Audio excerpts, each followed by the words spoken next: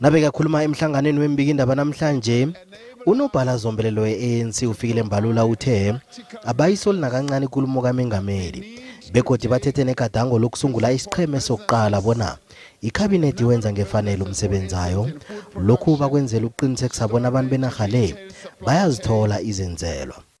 As the ANC, we are going to ensure that we implement the barometer to hold our own public representatives at all levels, starting with the president downwards and local government, to ensure that we are able to implement what is in the interest of the people, and where people do not do their work, the barometer will tell a story.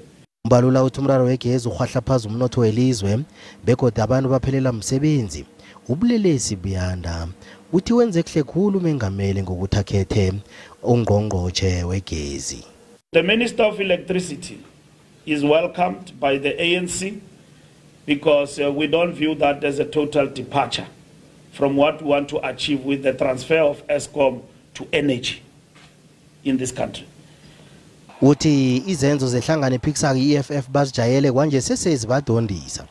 Uthi kuyabonakala bona yikho into abazoyenza ukujugulula impilo yabantu beSouth Africa kodwa nabakwaziko kuphazamisa ikulumo kaMengameli yobunjalo benarha qobe eminyaka.